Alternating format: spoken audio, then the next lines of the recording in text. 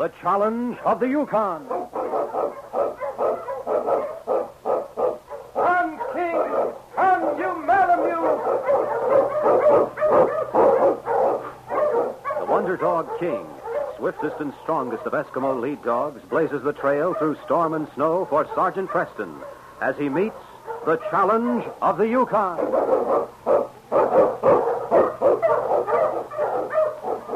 Sergeant Preston was typical of the small band of Northwest Mounted Police who preserved law and order in the new Northwest country, where the greed for wealth and power led to frequent violence and bloodshed.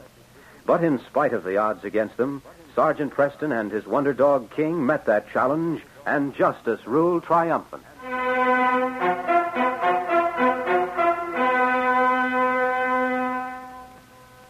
The young man stood before the blazing fireplace in the cabin, his eyes flashing their own fire of indignation as he spoke. The town's rotten to the core, Carol. And I'd be a mealy-mouthed hypocrite if I pretended to be blind to what's going on, simply because your father's responsible for it. Men have minds of their own, Paul. They couldn't be swayed unless they were prone to this rottenness you speak of. There has to be a brain behind it. Most of them lack the daring and initiative to take affairs into their own hands. Your father's the one who's done that. He supplied the direction and the brains. Without him, the rats had run back to their holes. And there are a lot of right-thinking people who are living for that day. You mean that there are people plotting against my father? Plotting against him? Carol, all they're plotting for is the time when a decent man can expect fair decisions from a law and order commission. For the time when they can put their money on a roulette wheel or the turn of a card and know that they stand a sporting chance to win. Oh, I don't know, Carol. I shouldn't say that. Paul, if you believe a thing, you should say it. Don't be afraid to be honest with me. It's just that the people aren't plotting. They need someone to stir them to action, to open their eyes, to make them think. In a small way, I've tried to do that in my editorials. But now I've reached... Now you've come to me to say that it's no longer going to be in a small way. Is that it? Always 2 jumps ahead of me, aren't you? No, I just understand you. And I believe in what you're fighting for. This election of commission men is important. I hoped you'd say that, darling. I was afraid that you'd try to stop me. Even if you did, I'd still have to go on with it. But it makes it different knowing how you feel. You didn't let me finish, Paul. What? I said I believed in what you want, and I do. It would mean as much to me as to you to see this town run honestly.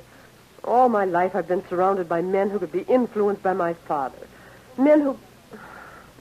Never mind. But, well, I can't and I won't take sides against my father. No, I suppose you wouldn't. No, I wouldn't. Because in whatever he's done, he's always stayed within the law. Within the law? Is it within the law to buy the men who decide what the law is? Is it within the... Wait a minute. Let's say that my father's an opportunist. He takes advantage of conditions as he finds them. I doubt that you can show where he created those conditions. We'll burn out those conditions and take the power away from the men who benefit by them. You've set quite a job for yourself, Paul. And I wish you all the success in the world. It won't be easy. I know that. But once I get the people stirred to action, if I succeed, Carol, will that make any difference in your decision to marry me? I won't marry you if you fail. Because if you do, you won't be strong enough to buck this town. You'll have to play the game by the rules of the men you're opposing. I couldn't love a man who failed his principles. I won't fail. I'll blast this town wide open.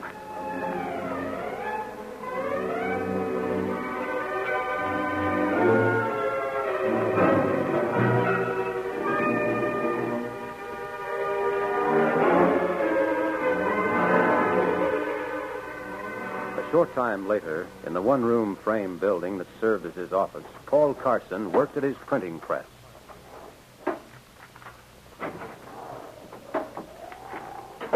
Well, Mr. Reynolds, this is a surprise. Yes, I imagine it is. Well, this is pretty powerful stuff you're printing, my boy. If I were a gunslinger, Mr. Reynolds, I might go out and try to further my views throwing lead around. Being just a small-time editor, I've got to use a different approach. By throwing ink on the lead, huh? Well, this must be quite a sizable investment for you, Paul.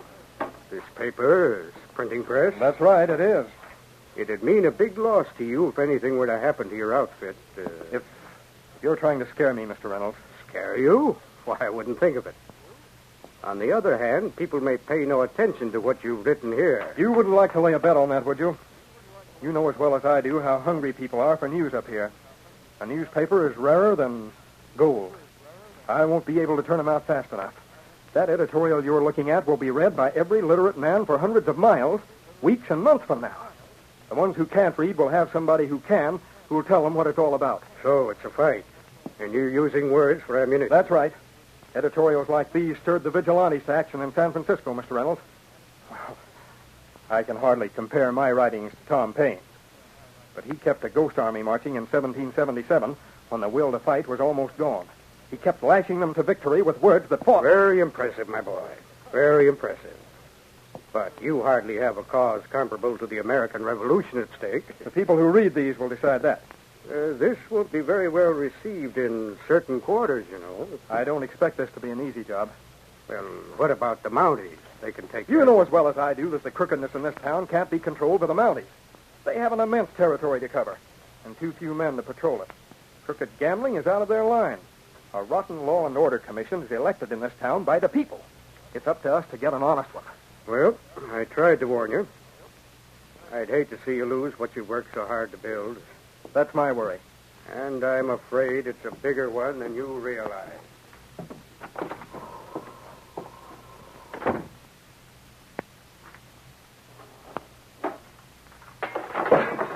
What the?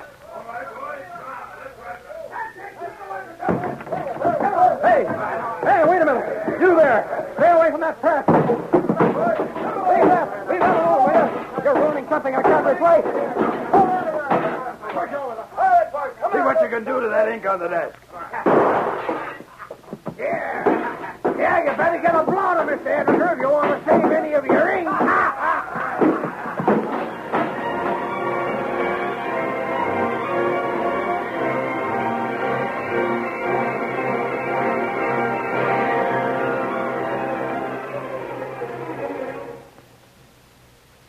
It was later that night that Sergeant Preston found Editor Paul Carson in the office of the newspaper, vainly trying to make order out of chaos. You can see for yourself just how much they left in one piece, Sergeant. Nothing. And you can't identify the men who did the damage? No, they wore bandanas over their faces. But I'll wager any money they were McMillan's men from the cafe. Not only did they ruin the press, smash the type, they destroyed the papers I'd already printed. No ink, no paper, nothing. Mm-hmm. Well, look what's coming. Say I told you so, I guess. Arthur Reynolds. Too bad Carol's with him. I could speak a lot plainer if she'd stayed at home. Oh, Paul, this is terrible. Well, they certainly didn't leave you much, did they, my boy? Sergeant Preston, I didn't know you were in town. I got in a little while ago. Now, I heard what happened here, Paul. Yes, by a strange coincidence, it happened right after you left. Now, don't be hasty. Whatever you may think, I had nothing to do with this. As a matter of fact, Carol and I discussed it on the way over here. And I am willing to pay the cost of new equipment for you. You picked kind of a bad time to change sides, Mr. Reynolds. You figuring on backing a loser? Or is there some catch in this? No, to be perfectly honest with you, there isn't. Carol told me her feeling in the matter, and, well, what she believes in is all right for my money. That's just fine, if it weren't for the fact that it'll take months to get new equipment up here. Meantime, the people I'm fighting will be able to dig in deeper. There's an election coming up, or had you forgotten? And if the paper's not out by then... Oh, I think there's a press over in Maple City. We could get over there. Hey, that's it. Why didn't I think of that? I'll harness my dog. King and I'll go with you. It's been a long time since I've fed type, but together maybe we can do the job up fast. Fine, let's get started.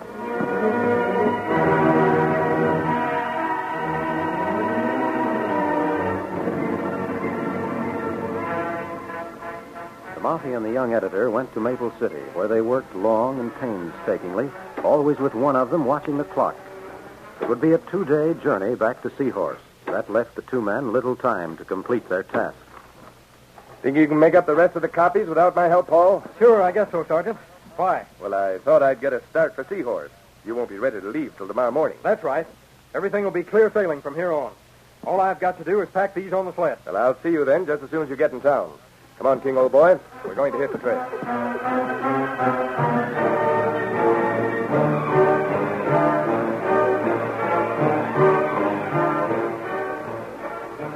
It was early the next afternoon when King scented a campfire burning far ahead on the trail. A few minutes later, Sergeant Preston sighted the narrow plume of smoke curling toward the sky. That's what I think it is, fella. There's a group of men ahead waiting to ambush Paul. Oh, you man. Oh, hold up. Well, we'll leave the dogs here and go forward on foot. I want to get an idea of how many there are. Guiding his team of dogs off the trail, the Mountie walked through the timber along a path parallel to the main trail. Two of them sitting by the campfire.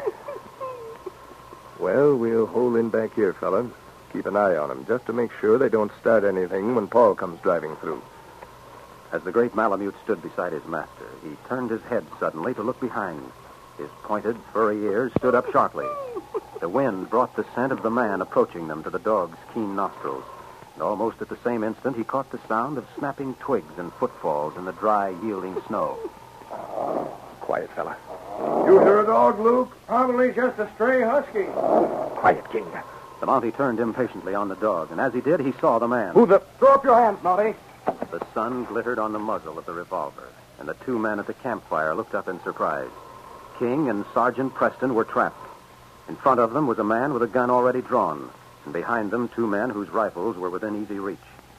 But in the seconds the scene took to register on the men who shaded their eyes from the glare of the snow, King poised his body to jump, and he hit the gunman facing him with an impact of flying steel. Get out!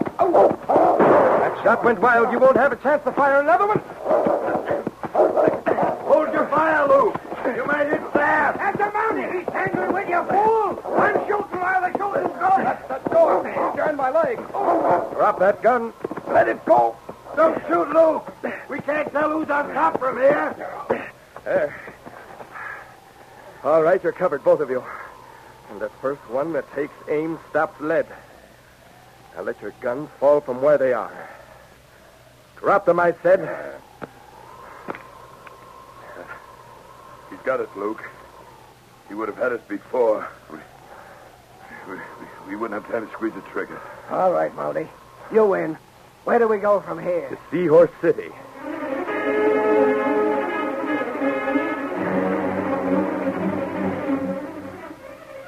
It was late the next day when Sergeant Preston walked from the jail in Seahorse City to a corner of the main street where Paul Carson stood distributing papers from the rapidly shrinking pile on his sled. There you are, Joe. Read that. And you'll clean up the commission that's running this town and get some honest men in office. Here, Slim. Give Pete 2 of them. Carol, Yeah. one for the Wilkinsons. All right. Drop it off at their cabin, will you, Pete? Yeah. Well, I see you got back all right, Paul. What? Oh, hi there, Sergeant. Sure, just got in. We got the paper printed, Sergeant. And when the men come in for the elections tonight, they'll know whom to vote for and why. Yes, and while they're voting, I'm going to have a look at the records of the present Law and Order Commission while the men are still in office. I brought 3 men into town with me who are going to be tried by the Law and Order Commission. I did hear that you brought in 3 prisoners, but I was so excited about They've Paul. told me enough about McMillan and his crooked gambling tables to be of interest to everyone in town. Hey, that is news. But what are they under arrest for, Sergeant? For firing on a Mountie, Paul. Firing on a Mountie. You mean they... Yes. And thanks to King here, the Mountie lived to tell about it. Yes, fella. I think everything here is going to be all right.